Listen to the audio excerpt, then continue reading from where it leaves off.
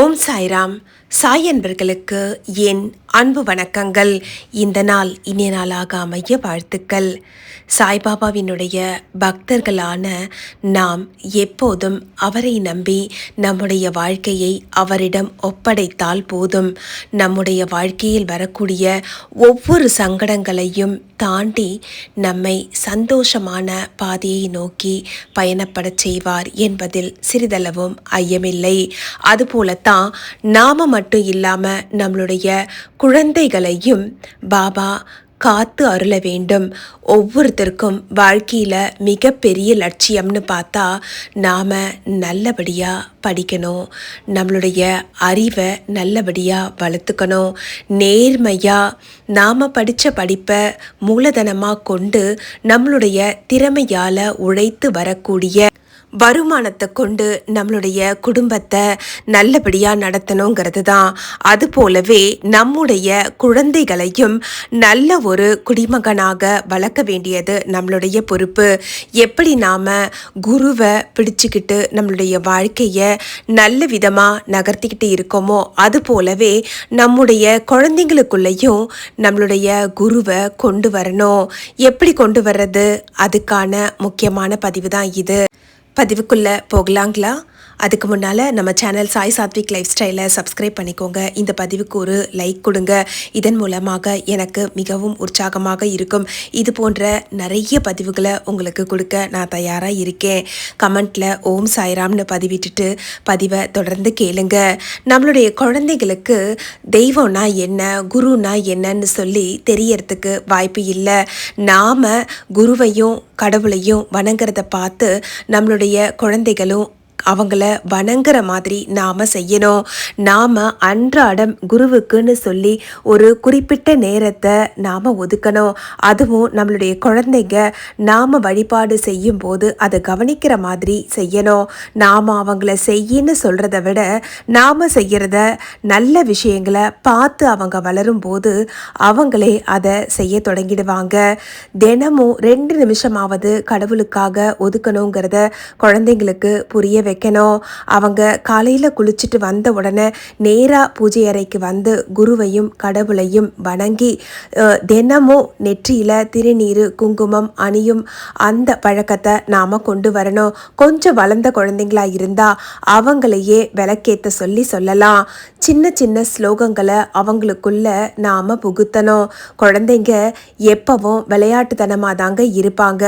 அவங்க வீட்டில் விளையாடிட்டு இருக்கும்போது கூட நாம் ஒளிப்பேழையின் மூலமாகவும் தொலைக்காட்சியின் மூலமாகவும் நல்ல ஸ்லோகங்களை, எளிமையான ஸ்லோகங்களை, புரியக்கூடிய விதத்தில் அமைந்திருக்கக்கூடிய ஸ்லோகங்களை ஒலிக்க செய்து அவங்களுக்கு அதை கேட்குற மாதிரியான வாய்ப்பை கொடுக்கணும்.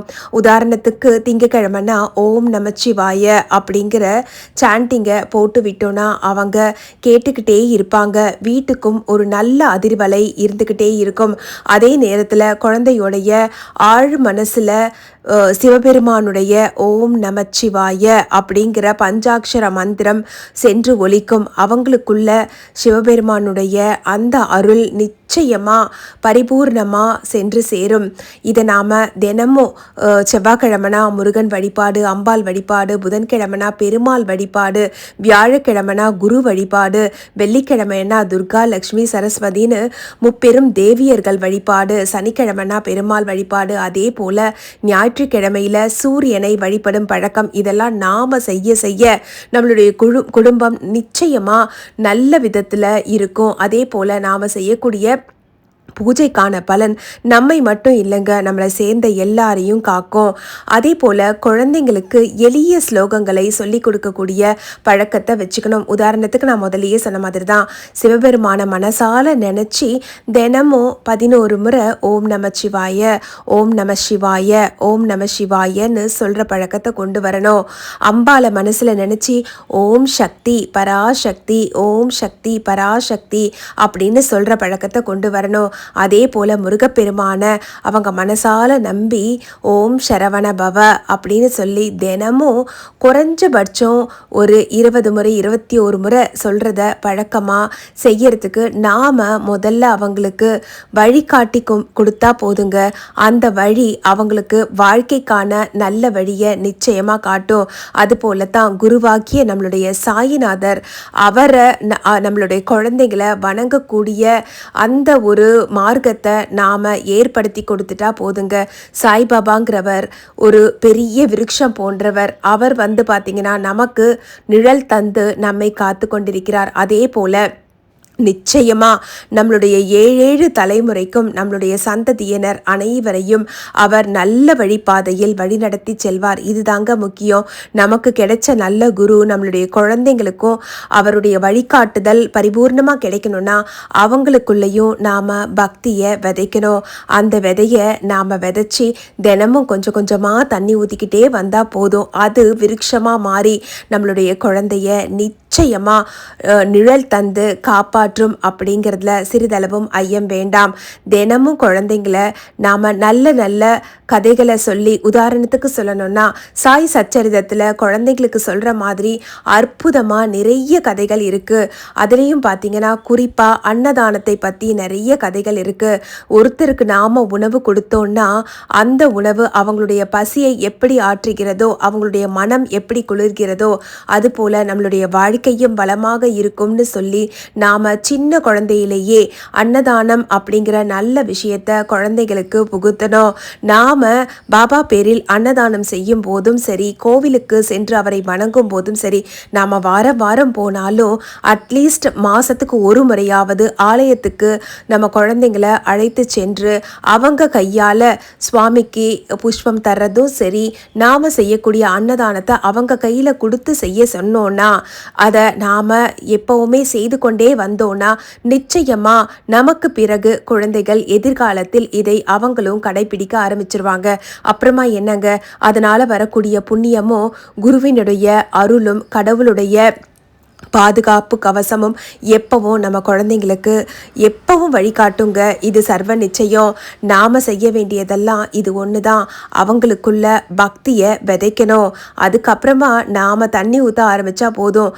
பாபா அதை தொடர்ந்து செஞ்சு அவர் எப்படி ஷீரடி பார்த்திங்கன்னா ஒரு வறண்ட பிரதேசம், அதை பாபா தன்னுடைய கரங்களால் கொத்தி சீர்படுத்தி கிணற்றிலிருந்து தண்ணீர் இறைத்து அந்த பூமியை வளப்படுத்தி அதில் விதைகளை இட்டு செடிகளையும் மரங்களையும் வளர்த்து லெண்டி பாக்னு சொல்லி இருக்கும். இப்போவும் நீங்கள் ஷிரடிக்கு போனீங்கன்னா லெண்டி பாக் சமாதி மந்திருக்கு பக்கத்துலேயே இருக்கும். அந்த நந்தவனம் இப்போவும் பூக்களால் நிறைந்து அழகா எப்படி செழித்து இருக்கோ அது போலவே நம்மளுடைய குழந்தைகளுடைய வாழ்க்கையும் நிச்சயமா பாபாவை போன்ற குருவை அவங்களுக்கு குருவா நாம அமைச்சு கொடுத்தோன்னா அவங்க வாழ்க்கையும் பூத்து குலுங்கக்கூடிய வண்ண மலர்களைப் போல செழித்து விளங்கும் என்பதில் ஐயமில்லை. அவங்களுக்குள்ள நாம பக்தியை விதைச்சா போதும்.